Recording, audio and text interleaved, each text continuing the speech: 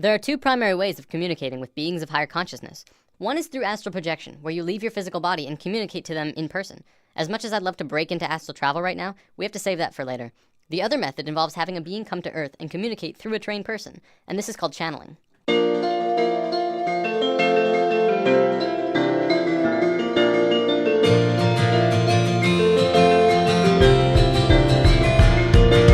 Channeling is a natural form of communication between humans and beings of higher consciousness, included but not limited to angelic beings, spirits of nature, non-physical entities, or even animals and pets. In a sense, it's basically when a human will turn him or herself into kind of like a phone for beings of higher consciousness and people to communicate. A channeler can choose who or what they want to channel. As long as the other party has an interest in communicating, the link is made and the channeling can begin. Now don't worry, there's no possession or anything harmful taking place here. The body is still under the complete control of the channeler. But the channeler and spirit are communicating through thought. Messages are communicated on levels of emotion and thought rather than spoken word. The channeler will then decipher what the spirit tells him into human language. Contrary to popular belief, entities do not generally use human languages because it is considered awkward and clumsy. The majority of this message is conveyed through an elegant series of sensory feelings. Let's talk about animal communication, because this is a form of channeling that you yourself can do. Channeling pets is one of the easiest forms of this art. Pets, of course, do not use human language, but they have a strong desire to communicate with humans. A small disclaimer, if you're planning on trying this, it's also helpful to charge your third eye chakra, as we talked about in lesson 2. It will assist with your mental connection to them. You'll want to practice on a family pet before taking a leap to anything else. A cat or dog who is familiar with you is the best choice to begin. Cats are a tad more difficult because they tend to pick and choose what they want to listen to. A family dog can be easier as they are pack animals and will be more apt to tune in to the leader of the pack, which is you. So let's go over some of the basic steps to do this. Start by taking your dog into a quiet room. Sit on the floor next to him, or if he's allowed on the couch or bed, have him sit next to you. Pet him in his favorite spot until he's settled in. Then start talking quietly to him in a loving tone. Find one short sentence or word and use it over and over. You could say, hey there sweetie, or okay buddy. Let's just call this your key phrase. When you've gone over your key phrase 10 times or so, close your eyes and be silent. Stop petting him and begin to form a picture in your mind of what you want him to know. You may have to practice visualizations if you haven't ever done this before. After the picture is formed and clear, float the image out of your forehead where your third eye is located and into your dog's head directly between the eyes. Once you've done this, speak the key phrase again one more time and float the image again into his head. Keep doing this until he either leaves to get up or puts his head on your lap. If he leaves, follow him and do it again. If you begin to get a reaction from him, like putting his head in your lap or something else, congratulations, you've just communicated with your dog. Cats are a bit more stubborn, so it'll depend on the cat you're trying to communicate with. The image you're visualizing to him may have to be their favorite cat treat or something that they really like. If they're especially loving snuggle cats, then that's all the better. Use the same directions with the dog though, and who knows, you could be talking with them in no time. If you have smaller animals like avians and reptiles, you have to remember that the animal has a smaller brain. Their reception of pictures is apt to be slower and take longer.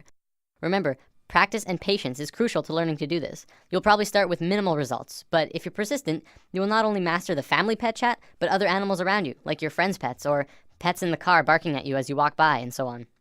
One big question that everyone has around now, well, do they talk back? Yeah, they do. I communicate with my cat Toonie and he always tells me what he wants, whether it's food, water, or to go outside. I've actually read that horses are really good at communication as well.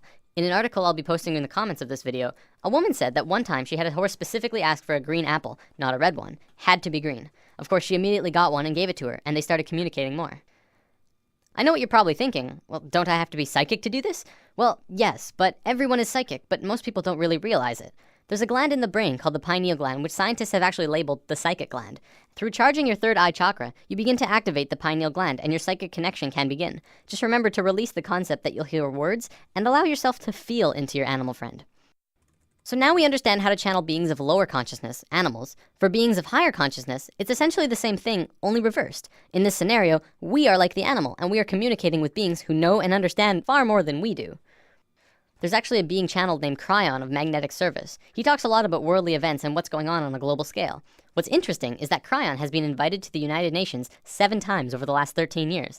If the UN listens to channeling, maybe it deserves a little more credibility than we realize.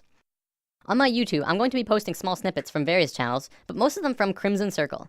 Crimson Circle started out in 1999 when a being named Tobias started communicating with Jeffrey Hope. There's actually a really cool story here. I can't go over all of the details, but Tobias was actually written about in the Bible, in the book of Tobit. This particular book was removed by the church in 1546 during the Council of Trent.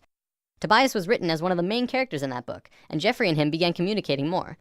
In 1999, Crimson Circle was formed, a group dedicated to communicating with Tobias and other spirits. Up until recently, it was mostly Tobias who was channeled by the Crimson Council. Tobias then said that he wanted to return to Earth and live another lifetime because he missed physical reality and said his goodbyes. Today, Adamus St. Germain is channeled instead, and he's very lively. A little insight on Adamus: he is what you would call an Ascended Master. An Ascended Master is someone who underwent a process of spiritual transformation and moved into higher states of being beyond physical life. This will make way more sense in future lessons. Okay, I want to wrap up by going over a short list of definitions. During the channelings, you may hear some words that you're not familiar with.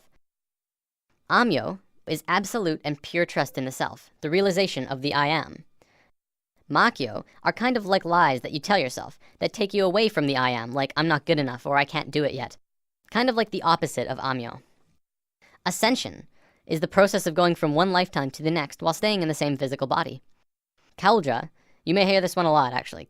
Kaldra is the nickname that Tobias gave to Jeffrey. So if you ever hear Jeffrey say during a channeling, Kaldra doesn't want me to say this, but I will anyways, that's Adamus speaking through Jeffrey about Jeffrey, whose nickname is Kaldra.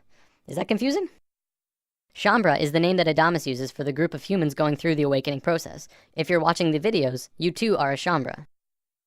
Shoud is a channeling, essentially. What you'll be watching are shouds, gatherings for communication with Adamus and other beings. Well, that wraps this one up. Happy channeling! Nothing like the sun to keep you from stumbling in the dark. Fall down once or twice, you figure out where you gotta start.